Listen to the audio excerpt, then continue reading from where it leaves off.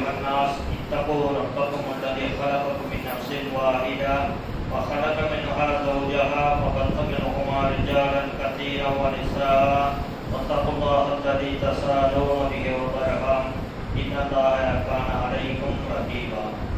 اللهم صل على محمد وعلى آل محمد كما صليت على إبراهيم وعلى آل إبراهيم إنك حميد مجيد. اللهم بارك على محمد وعلى آل محمد كما باركت على إبراهيم وعلى آل إبراهيم إنك حميد مجيد. கண்ணியத்துக்குரிய எல்லாம் வந்த அல்லாஹ்வுடைய தஆலாவுடைய நல்லடியார்களே, அல்லாஹ்வுடைய மகத்தான அருளால் ஜுமாவுடைய தினத்தில் நாம் எல்லாம் இங்கு ஒன்று கொண்டிருக்கின்றோம். அந்த வேளையில அல்லாஹ்வுடைய வேதத்தில் இருந்தோம். அந்த வேதத்திற்கு விளக்க உரையாக வந்த நபிகள் நாயகம் ஸல்லல்லாஹு அலைஹி வஸல்லம் அவர்களுடைய வழிகாட்டுதலில் இருந்தோம். ஒரு சில சட்டங்களை படிப்படியாக நாம் இருக்கிறோம். எல்லாம் அந்த அல்லாஹ்வுடைய நல்லடியார்களே, அல்லாஹ்வால் நம்மளை படைக்கப்பட்ட பிறகு, அவனுக்கு நம்பிக்கை கொண்ட பிறகு, நம்ம மேல அதிகமான அமல்கள் புரிவதற்கு அல்லாஹ் நம்மளை ஏவி இருக்கின்றான். திருமறை குர்ஆன்ல நீங்க எங்க புரட்டி பார்த்தாலும் தெரிய, நன்மைகளை நீங்கள் அதிகமாக செய்யணும் என்பதை திருமறை குர்ஆன்ல அல்லாஹ் தஆலா சொல்லி காட்டுகிறான்.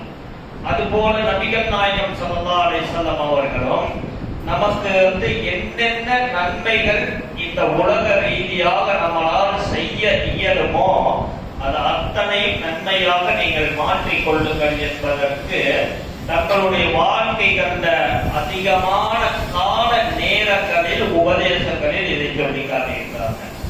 அந்த அடிப்படையில தான் ஒரு முஸ்லிம் தன்னுடைய இபாதத்துகளை இந்த உலகத்தில் செய்கின்றான், தொழுகிறான், நோன்பு வைக்கிறான், குர்ஆனை ஓதுவது, அதே போல தஸ்பீஹ் செய்வது, அல்லாஹ்வை நினைவு கூறுவது, இது போன்ற பல நன்மைகளை ஒரு முஸ்லிம் செய்கிறான்.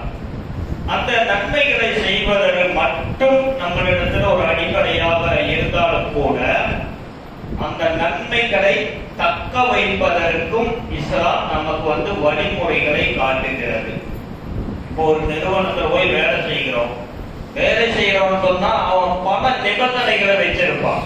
நீங்கள் அந்த நிறுவனத்துல வேலைக்கு சேர்வதற்கு முன்பாகவோ ஒரு கல்லூரியிலயோ ஒரு ஸ்கூல்லையோ நீங்க சேர்றீங்கன்னா அவனுடைய நிபந்தனைகளை எல்லாம் ஏற்றுக்கொள்ள வேண்டும். அந்த நிபந்தனைகளை ஏற்றுக்கொண்டால்தான் அந்த நிறுவனங்கள்ல நாம வேலை செய்ய முடியும், கல்லூரியில சேர்த்த முடியும், பள்ளிகள்ல சேர்த்த முடியும். இந்த நிபந்தனைகளை ஏற்றால் அது போலதான் நாம செய்யக்கூடிய நன்மைகளுக்கு சில நிபந்தனைகளை அல்லாஹ் விதிக்கின்றார். அந்த நிபந்தனைகளை நாம ஏற்றுக்கொள்ளாவிட்டால் அல்லது செயல்படுத்தாமல் இருந்தோம் என்று சொன்னால் நாம செய்கின்ற எல்லா நன்மைகளையும் அழிந்து நாசமாயிடும். அதற்கு அல்லாஹ் நபிகள் நாயகம் ஸல்லல்லாஹு அலைஹி வஸல்லம் அவர்கள் அழகாக சொல்லி காட்டினார்கள். எப்படி என்று சொன்னால், அல்லாஹ் நம்மளுடைய செயல்களை பார்க்கவே மாட்டானாம்.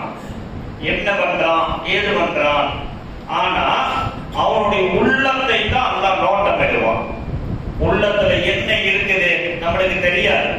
ஒருவரை வெளிப்படையா தொழுகிறார், நாம என்ன நினைக்கிறோம், தொழுகிறார் அப்படின்னு நினைக்கிறோம். ஆனா அந்த தொழுகை யாருக்காக இருந்தது என்பதை அல்லாஹ் மாத்திரம்தான் அறிவான். அதனாலதான் புகாரியினுடைய முதல் ஹதீஸ்ல, புகாரி இமாம் என்ன பண்றாரு சொன்னா 7000 ஹதீஸ்களை பதிவு செஞ்சிருக்காரு.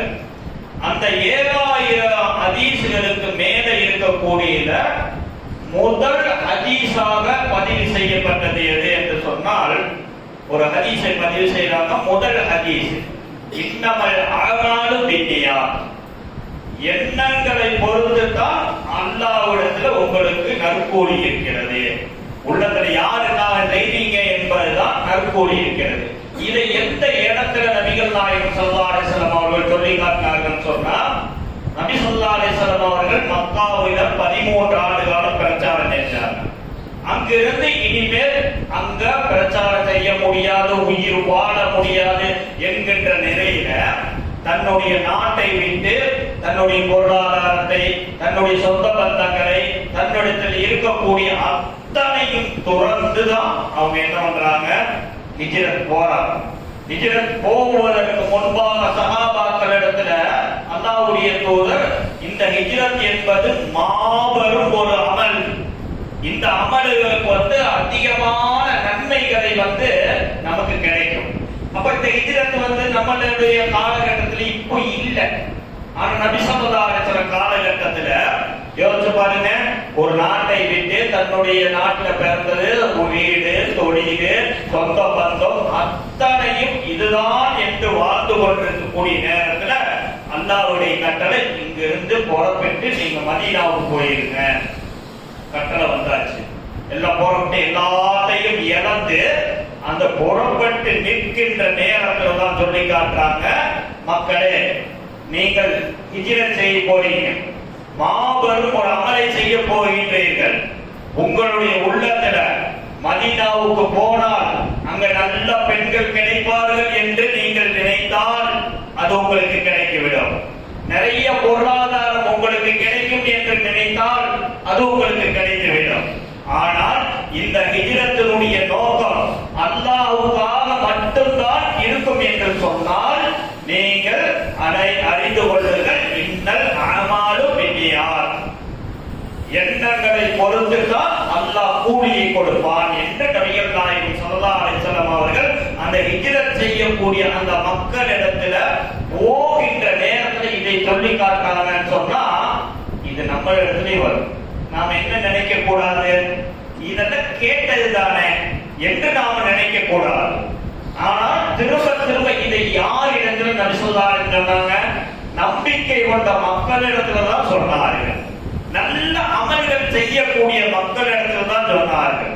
பொதுவாகவே ஷைத்தானுக்கு யார் மேல ஆதிக்கம் அதிகம் இருக்கு தெரியுமா? நல்லவர்களை வழிகெடுக்கணும். நல்லவர்கள் தொழுகையாளிகள், நோன்பாளிகள், அல்லாஹ்வுக்கு பக்குவப்பட்டு இந்த உலகத்தில் நடக்குகின்ற நேரத்துல அவங்களிடத்துலதான் அந்த ஷைத்தானுக்கு வேலை. நீங்க உதாரணத்துக்கு ஒரு சம்பவம் பாருங்க. மூசா நபி அலைஹிஸ்ஸலாம் காலத்துல அடுத்த மாசம் வந்துடும், முஹர்ரம் மாசம். முஹர்ரம் 10ஆம் நாள்ல தான் மூசா நபி அலைஹிஸ்ஸலாத்துக்கு அல்லாஹ் வெற்றியை கொடுத்தான். அந்த வெற்றி மூலியமாக பிறவன் கொல்லப்பட்டான். கடல் பிளக்கப்பட்டது. ஒரு சமுதாயம் காப்பாற்றப்படுகிறார்கள், இன்னொரு சமுதாயம் அப்படியே அந்த கடலில் முள்கடித்து கொல்லப்படுகிறார்கள். இது கண்கூடாக பார்த்தவர்கள் யாரு? யூதர்கள், பனி இஸ்ரவேலர்கள். அப்படி கண்கூடாக அல்லாஹ்வுடைய அத்தாட்சியை பார்த்த அவர்கள் அங்கிருந்து கொஞ்ச நாள் வாழ்ந்தார்கள். மூசா நபி அலைஹிஸ்ஸலாம் அவர்கள், நான் துர்சினா மலைக்கு போயிட்டு வரேன், ஒரு 40 நாள் துர்சினா மலைக்கு தவம் இருப்பதாக போறாங்க. போயிட்டு வர்றதுக்குள்ள என்ன பண்ணிட்டாங்க, ஒரு காடை கன்றை உருவாக்கி அந்த காடை கன்றை வணங்க ஆரம்பிச்சிட்டாங்க. அப்ப சைத்தான் யார் இடத்துல வந்தான்? நல்ல மக்கள் இடத்துல தான் சைத்தான் வருவோம். அப்ப நம்ம இடத்துல தொழுகை இருக்கிறது, நோன்பு இருக்கிறது, நிறைய அமல்களை நாம செய்கிறோம் சொன்னா நம்ம இடத்துல தான் வருவோம்.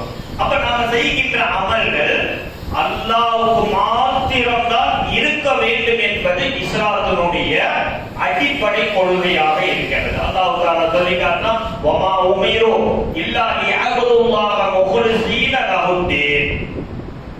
களப்பற்ற முறையில அல்லாஹ்வுக்காக உங்களுடைய வணக்கங்களை தூய்மையாக அவனை வணங்க வேண்டும் என்பதற்காக தவிர வேறு எந்த கட்டளையையும் உங்களுக்கு பிறப்பிக்கப்படவில்லை என்பதை அல்லாஹ் தஆலா சொல்லி காட்டுகிறான். அப்போ களப்பற்ற முறையில் அல்லாஹ் வணங்க, ஒரு வணக்கத்தை செலுத்துகிறோம் என்று சொன்னால், ஒரு வணக்க வழிபாடுகளை செய்கிறோம் என்று சொன்னால் என்னுடைய உள்ளத்தில் எது வரணும் நிற்கணும்? முதலாக எது நிற்கிறோம்? நான் இந்த தொழுகையை அல்லாஹ்வுக்காக செய்கிறேன், நான் 10 ரூபாய் தான தர்மம் செய்கிறேன், நான் அல்லாஹ்வுக்காக மட்டும்தான் இந்த தான தர்மத்தை செய்கிறேன். எந்த தான தர்மத்தை செய்துவிட்டு சொல்லி காட்டினீர்கள் என்று சொன்னால் அந்த தர்மம் உங்களுக்கு நிற்காது, அது அழிந்து விடும் என்பதை அல்லாஹ் திருமறை குர்ஆன்ல ஒரு உதாரணமாக சொல்லி காட்டுகிறான். எப்படி உதாரணம்? ஒரு பாறை, அந்த பாறையில மண் புழுதி படித்து இருக்கும். ஒரு பாறைன்னு சொன்னா மண் புழுதி படித்து இருக்கும். அந்த மண் புழுதியை ஒரு மழை வந்தால் அந்த மண் புழுதியை அந்த பாறையிலிருந்து எப்படி வடித்து துடைத்து விடுமோ அது போலதான் நீங்கள் செய்கின்ற எந்த ஒரு தர்மத்தையும் நீங்கள் சொல்லி காட்டினால் உங்களுடைய அமல்கள் அழிந்து விடும் என்பதை அல்லாஹ் தஆலா சொல்லி காட்டினார். அப்ப அடிப்படை என்ன? எதை நன்மையாக நாம செய்தாலும் தெரிய அந்த நன்மைக்கு பகரம் என்பது அல்லாஹ்விடத்தில்தான் கூடி. அதற்கு ஒரு சம்பவம் பாருங்க. இப்போ நாம கஅபால இங்க தொழுகிறோம். இங்க தொழுதா 1க்கு 7 அல்லது 7க்கு 700 வரைக்கும் அல்லாஹ் தஆலா நன்மைகளை நாடியவர்களுக்கு கொடுப்பான். கஅபால போய் தொழுகிறோம். 2 ரக்காத் 1,00,000 நன்மைகளை அல்லாஹ் தஆலா தருகிறான். யாரேனும் உம்ரா செய்துவிட்டு ஹஜ் செய்துவிட்டு அவர்கள் திரும்பி வருவார்கள் என்று சொன்னால் அவர்கள் அன்று பிறந்த பாலகரை போல எல்லா பாவங்களும் மன்னிக்கப்பட்டவர்களாக திரும்பி வருவார்கள். யாருக்கு இது? நபிகள் நாயகம் ஸல்லல்லாஹு அலைஹி சொல்றாங்க, அல்லாஹ்வால் ஏற்றுக்கொள்ளப்பட்ட ஹாஜிகளுக்கு அல்லாஹ் தஆலா இந்த சலுகைகளை தருகிறான். அப்ப அந்த சலுகைகளை தருகிறான் என்று சொன்னால் அந்த கஅபாவை புனர் நிர்மாணம் செஞ்சது யாரு? இப்ராஹிம் நபி அலைஹிஸ்ஸலாம். இப்ராஹிம் நபி அலைஹிஸ்ஸலாம் அவர்கள் கஅபாவை புனர் நிர்மாணம் செய்த பிறகு அல்லாஹ்ட்ட எப்படி கேட்கிறாங்க பாருங்க. ரப்பனா தகப்பல் மின்னா, யா அல்லாஹ் இந்த பள்ளிவாசலை உலகத்திலேயே அல்லாஹ் இந்த பூமியில கட்டப்பட்ட முதல் பள்ளிவாசலை நான் புனர் நிர்மாணம் செய்து விட்டேன், கட்டி முடிக்கப்பட்டு விட்டேன். இதுல ஏராளமான நன்மைகளை அல்லாஹ் தரக்கூடிய பாக்கியம் நிறைந்த அந்த பள்ளிவாசலை நான் கட்டி முடித்து விட்டேன். இப்ராஹிம் நபி அலைஹிஸ்ஸலாம் கையை உயர்த்துகிறார்கள் அல்லாஹ்விடத்துல, ரப்பனா தகப்பல் மின்னா இன்னக அன்த ஸமீஉல் அலீம். இறைவா, இதனுடைய முழு பிரதிபலனை முழு நன்மையை உன்னிடத்தில் நான் வேண்டுகிறேன் என்று இப்ராஹிம் நபி அலைஹிஸ்ஸலாம் அவர்கள் அந்த பள்ளிவாசலை கட்டி முடித்த பிறகு துஆ செய்தார்கள் என்று சொன்னால் நிய்யத்து நம்மகிட்ட என்ன இருக்கணும்? எந்த ஒரு நன்மைகளை செய்தாலும் இந்த நன்மையை அல்லாஹ்வுக்காக மட்டும்தான் நான் செய்கிறேன். இப்ராஹிம் நபி அலைஹிஸ்ஸலாம் அந்த பள்ளிவாசலை கட்டி முடித்த பிறகு கேட்கப்பட்ட துஆ. நாம் ஒரு குர்ஆனை ஓதுகிறோம். ஓதி முடிச்சால் எவ்வளவு நன்மை? ஒரு இடத்துக்கு 10 நன்மை. முழு குர்ஆனை ஓதி முடிக்கிறோம், ஒரு திருப்தி இருக்கு. முழு குர்ஆனை ஓதி முடிச்சிட்டோம் அப்படி என்று சொன்னா அல்லாஹ் வைக்க வேண்டும். யா அல்லாஹ் உனக்காக ஓதினேன் என்பதை வைத்துவிட்டு அல்லாஹ்விடத்தில் ரப்பனா தகப்பல் மின்னா, இதனுடைய முழு நன்மையையும் உன்னிடத்தில் நான் வேண்டுகிறேன். இனியும் ஒரு இடத்துல இப்ராஹிம் நபி அலைஹிஸ்ஸலாம் அவர்கள் சொல்லி காட்டினாங்க, நாம அல்லாஹு அக்பர்னு தக்பீர் கேட்கிறோம். ஒண்ணு அல்லாஹும்ம பாயித் பைனி ஓதுவோம். இன்னொன்னு ஓதுறது என்ன? வஜ்ஜரத்து வஜ்ஹியா லில்லதி ஃபதர ஸமாவாதி வல் அர்த ஹனீஃபன் வமா அன மினல் முஷ்ரிக்கீன். யா அல்லாஹ், என்னுடைய வாழ்வும் என்னுடைய மரணமும் என்னுடைய எல்லா வணக்க வழிபாடுகளும் ஏகனாகிய அல்லாஹ் உனக்காகத்தான் என்னுடைய முகத்தை உன்னை நோக்கி திருப்புகிறேன், உனக்காகத்தான் அந்த அமலை செய்கிறேன். இப்ராஹிம் நபி அலைஹிஸ்ஸலாம் துஆ கேட்டார்கள் என்பதை 6வது அத்தியாயத்தில் அல்லாஹ் தஆலா சொல்லிட்டாங்க. அப்ப நம்மளுடைய வணக்க வழிபாடு இருக்கல்ல, அது ஒரு கட்டத்துல பாழாகும். எப்படி பாழாகும் என்று சொன்னால் அமல்கள் எல்லாம் அழிந்து போய்விடும். எப்படி அழிந்து போய்விடும் என்று சொன்னால், நாம இந்த உலகத்துக்கு பகட்டுக்காக, அடுத்தவர்கள் பாராட்டப்பட வேண்டும் என்பதற்காக யார் ஒரு அமலை புரிவார்களோ அந்த அமல்கள் அல்லாஹ்விடத்தில் நிராகரிக்கப்பட்டு விடுமாம். நபிகள் நாயகம் ஸல்லல்லாஹு அலைஹி வஸல்லம் அவர்கள் சொல்லி காட்டுறாங்க. இன்னைக்கு பாருங்க, ஹஜ்ஜுடைய காலகட்டம் வந்தாச்சு. இந்த துல்காதா மாதம் இன்னும் ஒரு 3 வாரத்துல துல்ஹஜ் வந்துவிடும். இந்த நேரத்தில் நிறைய பேர் புறப்பட்டு போவாங்க ஹஜ்ஜுக்கு. போகிற நேரத்திலேயே நல்ல படோபடம். எப்படி செய்துட்டு போறீங்க? நான் ஹஜ்ஜுக்கு போறேன்ட்டு போறீங்க. ஒரு ஊர தப்பட்டு அடிக்கிறீங்க, விருந்து போடுறீங்க, பள்ளிவாசல உங்களுக்கு பொன்னாடை போர்த்தப்படுகிறது, மாலைகள் அணிவிக்கப்படுகிறது. இதெல்லாம் எதற்குன்னு கேட்கிறேன். இதெல்லாம் நபி ஸல்லல்லாஹு அலைஹி வஸல்லம் எங்கேயாவது இப்படி காட்டினாங்களா? நீங்க பாருங்க, அபூபக்கர் நபி ஸல்லல்லாஹு அலைஹி வஸல்லம் அவங்களுடைய மௌத்துக்கு பிறகு ஹலீஃபாக்கள் அவங்களுடைய ஆட்சியின் கீழே, அந்த ஹலீஃபாக்கள் கீழே தான் மதீனா எல்லாமே ஆட்சி செய்வதற்கு போவாங்க. உமர் ரலியல்லாஹு 10 ஆண்டு காலம் ஆட்சி செய்தார்கள். அபூபக்கர் ரலியல்லாஹு 2.5 ஆண்டுகள் ஆட்சி செய்தார்கள். அதே போல அலி ரலியல்லாஹு 4.5 ஆண்டு காலம் ஆட்சி செஞ்சாங்க. இவங்க தலைமையில தான் போனாங்கல்ல. நீங்க ஹதீஸ்களை படிங்க. புகாரியோ முஸ்லிமோ திருமதியோ அல்லது இப்னு மாஜா எங்க இருந்தால் படிச்சு பாருங்க. அபூபக்கர் ரலியல்லாஹு அன்ஹுடைய பெயர் வந்தா அபூபக்கர் ரலியல்லாஹு அன்ஹு. எத்தனை ஹஜ் செஞ்சிருப்பாங்க, எத்தனை உம்ரா செஞ்சிருப்பாங்க. எங்கேயாவது அவர்கள் ஹாஜி என்கிறத போட்டிருக்காங்களா? இல்லவே இல்லை. நபி ஸல்லல்லாஹு அலைஹி வஸல்லம் முதலும் கடைசியுமாக ஒரே ஒரு ஹஜ்ஜை தான் செஞ்சார்கள். அவங்க எங்கேயாவது ஹாஜி முஹம்மது நபி ஸல்லல்லாஹு அலைஹி வஸல்லம் போட்டிருக்காங்களா? அவங்கள விடவா நம்ம அமல்கள்ல எங்கேயோ நிக்கிறோம்? இல்லை இல்லை, நமக்கு தெரியும். சஹாபாக்கள் நபி ஸல்லல்லாஹு அலைஹி வஸல்லம் சொன்னார்கள், என்னுடைய தோழர்களை நீங்கள் திட்டாதீர்கள். ஏனென்று சொன்னால் தியாகத்தினுடைய மொத்த உருவமும் அவர்கள். நீங்கள் உகது மலையாளர் நம்மளை பார்த்து சொல்றாங்க, உகது மலை அளவுக்கு நீங்கள் தான தர்மம் செய்தாலும் என்னுடைய தோழர்கள் ஒரு கைப்பிடி அளவுக்கு தான தர்மம் செய்தாலும் அவர்களுக்கு நீங்கள் ஒப்பாக மாட்டீர்கள். அப்படிப்பட்டவர்கள் சஹாபாக்கள். அந்த சஹாபாக்கள் யாராவது ஹாஜிக்கு பட்டம் போட்டார்களா? 3 ஹாஜி செய்த பிறகு அல் ஹாஜி அந்த சஹாபாக்களாவது பட்டம் போட்டார்களா? இல்லையே. ஆனா நம்மளுக்கு எப்படி போறதுக்கு முன்னாடி முஸ்தபா இருக்கணும், ஓடு வீட்டு முன்னாடி இப்ராஹிம் இருக்கும். போயிட்டு வந்தால் ஹாஜி முஸ்தபா, ஹாஜி இப்ராஹிம், ஹாஜி அப்துல்லா என்று போடுறோம்னு சொன்ன யாருக்காக? யாருக்காக நம்மளை புரிகின்றோம்? அல்லாஹ்வுக்கு வேண்டி செய்யக்கூடிய அமல்களுக்கு பிறர் பாராட்ட வேண்டும். ஒரு கல்யாண பத்திரிகைங்க, ஒரு கல்யாண பத்திரிகை அடிக்கிறான்னு சொன்னா ஹாஜிங்கிற பெயர் போடாவிட்டால் அவ்வளவுதான். அந்த குடும்பத்துல பெரும் குழப்பம், பெரும் சண்டை ஏற்படுகின்ற அளவிற்கு இந்த பட்டத்தை வாங்கி வைத்துக் கொண்டு யாருக்காக செய்கிறீங்க? யாருக்காக அமல்களை புரிகிறீங்க?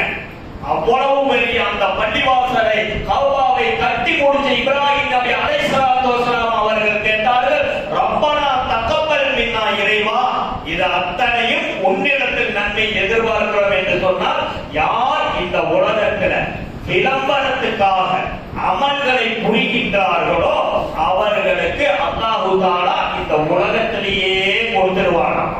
திருமறை குர்ஆன் சொல்லி காட்டுகிறது. எப்படி சொல்லி காட்டுறான் அல்லாஹ் தஆலா? இந்த உலகத்திலேயே அவர்களுக்கு தேவையானது என்னென்ன இருக்குதோ அத்தனை இவ்வுலக வாழ்க்கையும் அதன் கவர்ச்சியையும் நாடுவோரின் செயல்களுக்கான பலன்களை இங்கேயே முழுமையாக உங்களுக்கு கொடுக்கப்படும் என்று சொல்லிவிட்டு அல்லாஹ் தஆலா சொல்லி காட்டுறான். அவர்களுக்கு எந்த குறையும் செய்ய மாட்டார்கள். இத்தகையோருக்கு மறுமையில நரக நெருப்பை தவிர வேறு ஒன்றும் கிடையாது. உங்களுக்கு பாராட்ட வேண்டுமா? ஹாஜிங்கிற பட்டம் வேண்டுமா? அல் ஹாஜிங்கிற பட்டம் வேண்டுமா? வச்சுக்கிறேன், வாங்கி கொள்ளுங்க. இதுக்கு அல்லாஹ் உங்களுக்கு இந்த உலகத்தில் நிறைவாக உங்களுக்கு தருவான் என்று அல்லாஹ் தஆலா 11வது அத்தியாயத்தினுடைய 15, 16 வசனத்துல சொல்லி காட்டுறான்னு சொன்னா, நம்மள்ட்ட எந்த ரூபத்திலையும் ஒரு அமல்கள் புரிகிறோம் என்று சொன்னால் எந்த ரூபத்திலையும் அது பிறருக்கு காட்டுவதற்காக நம்மளிடத்திலிருந்து என்ன பண்ணக்கூடாது, அது வந்து விடவே கூடாது. இன்னொரு இடத்துல சொல்லி காட்டலாம் பாருங்க அல்லாஹ் தஆலா, அல்லதீனஹும் அன் ஸலாத்திஹிம் சாஹூன் அல்லதீனஹும் யுராஊன். தொழுகையாளிகளுக்கு கேடுதாங்க. எப்படி இருக்கிறது இது? அப்படியே ஆப்போசிட்டான ஒரு கருத்தை நமக்கு தரலையா? தொழுகிறோம், எதுக்கு தொழுகிறோம்? நன்மைக்காக தானே தொழுகிறோம். அல்லாஹ் இந்த வசனத்துல சொல்லி காட்டுறான், அல்லதீனஹும் அன் ஸலாத்திஹிம். தொழுகையாளிக்கு கேடுதாங்க. ஏன் தொழுகையாளிக்கு கேடு? தமது தொழுகையில் ஒன்று கவனம் இல்லாமல் தொழக்கூடிய தொழுகையில் நின்று எப்படியா யாரையோ ஒரு உலகத்தில் இருக்கிற எல்லா கணக்கையும் போடுறது, யாருக்கோ எவருக்கோ வேண்டி நிக்கிற மாதிரி நின்று கொண்டு கவனமற்ற தொழுகையாளிக்கு கேடுதான் என்று சொல்லிவிட்டு அடுத்த வசனத்துல சொல்லி காட்டுறான், அல்லதீனஹும் யுராஊன். பிறர்களுக்கு காட்டுவதற்காகவே அந்த தொழுகைகளை தொழுகிறார்கள். இந்த மாதிரியான தொழுகையாளிகளுக்கு கேடுதான் என்பதை அல்லாஹ் தஆலா சொல்லி காட்டுறான்னு சொன்னா நமக்கு அது வந்து கூடாது. அடிப்படையாக நம்மளுடைய உள்ளத்தில் என்ன இருக்கணும்? இதெல்லாம் நம்பிக்கை கொண்ட மக்களுக்கு தான் அல்லாஹ் தஆலா இத்தனை உபதேசங்களை செய்யறான் என்று சொன்னால், அடிப்படையாக எந்த ஒரு அமல்கள் செய்யறாலும் உள்ளத்துல நியத்து வைக்கிறேன், யா அல்லாஹ் இதை உனக்காகத்தான் செய்கிறேன், இந்த நோன்பை உனக்காக வைக்கிறேன், இந்த தொழுகையை உனக்காக தொழுகிறேன், குர்ஆன் ஓதுவதை நான் உனக்காக வைக்கிறேன், 10 ரூபாய் தான தர்மம் செய்கிறேன். எவ்வளவு தான தர்மம் செய்தால் அல்லாஹ் உனக்காகத்தான் இதை செய்கிறேனே ஒழிய வேற உலக மக்களுக்கு யாருக்காகவும் இல்லை என்பதை நாம மனதில் நிறுத்தினோம் என்று சொன்னால்தான் அல்லாஹ் அந்த நிபந்தனைகளுடைய அடிப்படையில நம்மளுடைய அமல்களை ஏற்றுக்கொள்வான். நம்மளுடைய அமல்கள் முழுமையாக அல்லாஹ்விடத்துல சேருவதற்கு நம்மளுடைய உள்ளத்துல வந்து அல்லாஹ்வுக்காகவே நம்மளுடைய அமல்களை புரிவோம் என்று கேட்டுக்கொண்டவனாக என்னுடைய உரையை நிறைவு செய்கிறேன். வாகிதாவான அல்ஹம்துலில்லாஹி ரப்பில் ஆலமீன். அஸ்ஸலாமு அலைக்கும் வரஹ்மத்துல்லாஹி.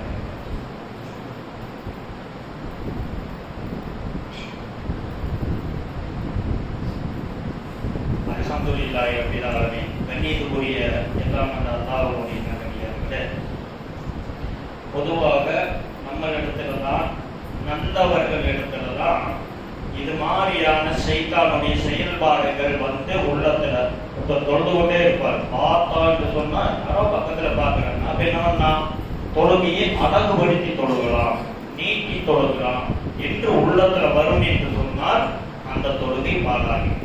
அது போலத்தான் எந்த ஒரு அமல்கள் செய்வதாக இருந்தாலும் அந்த அமல்கள் இந்த உலகத்துல அடுத்தவர்கள் மெச்ச வேண்டும், பாராட்ட வேண்டும் என்கிற அடிப்படையில நாம எந்த ஒரு அமல்கள் செய்தாலும் அது நாசம்தான். அது போக அல்லாஹ் தஆலா திருமறை குர்ஆன்ல சொல்லி காட்டுறான், நாளை மறுமை நாளையில மனிதர்களிடத்துல தீர்ப்பு சொல்வதற்காக அல்லாஹ் வருவான். திருமறை குர்ஆன்ல சொல்லி காட்டுறான்ல, யௌமைதின் சப்பன் சப்பா, அணி அணியாக மலக்குமார்கள் அணிவகுத்து வருகின்ற நேரத்துல அல்லாஹ் அந்த அணிவகுப்போட அல்லாஹ் தஆலா வருவான். வருகின்ற நேரத்துல நபி ஸல்லல்லாஹு அலைஹி வஸல்லம் அவர்கள் சொல்லி காட்டுறாங்க, நம்ம எல்லா மூமின்களுக்கு மத்தியிலும் அல்லாஹ் காட்சி அளிப்பாராம். காட்சி அளிக்கின்ற நேரத்துல தன்னுடைய கெண்டை காலை திறந்து காட்டுவான் அல்லாஹ் மூமின்களுக்கு மத்தியில. கெண்டை காலை திறந்து காட்டுகின்ற நேரத்துல எல்லா மூமினான நிராகரிப்பாளர்களுக்கெல்லாம் இந்த அந்தஸ்து கிடையாது. நல்ல மூமின்களுக்கு அல்லாஹ் தஆலா அந்த கெண்டை காலை திறந்து காட்டுவான். அதுல வந்து அல்லாஹ்வுக்காகவே அமல்கள் செய்த மனிதர்களும் இருப்பார்கள். அதே போல உலகத்துல பாராட்ட வேண்டும் என்கின்ற ரீதியில செயல்பட்ட முஸ்லிம்களும் இருப்பார்கள். அப்படி இருக்கின்ற நேரத்துல அந்த கண்டை கால அல்லாஹ் தஆலா திறந்து காட்டுகின்ற நேரத்துல நம்பிக்கை கொண்ட மக்கள் அல்லாஹ்வுக்காகவே தன்னுடைய அர்ப்பணிப்புகளை, தன்னுடைய வணக்க வழிபாடுகளை செய்தவர்கள் அல்லாஹ்வுடைய காலில் சஜிதாவில் விழுவார்களாம். நிறைய பேர் விழுந்துருவார்கள். விழுந்த உடனே இன்னும் சிலர் வந்து விழ முற்படுவார்கள். ஆனால் அவங்களால வந்து அல்லாஹ்வுடைய காலில் விழ முடியாதாம். அதற்கு காரணத்தை நபிகள் நாயகம் ஸல்லல்லாஹு அலைஹி வஸல்லம் சொல்ல காட்டுறாங்க, அவங்க நிறுத்தி வைக்கப்பட்ட மரக்கட்டையை போல நின்று விடுவார்கள். அவர்கள் யார் என்று சொன்னால், இந்த உலகத்துல முகஸ்துதிக்காக, அடுத்தவர்கள் பாராட்டணும் என்பதற்காக அமல் செய்தவர்கள் என்பதை நபிகள் நாயகம் ஸல்லல்லாஹு அலைஹி வஸல்லம் அவர்கள் சொல்லி காட்டுறாங்க.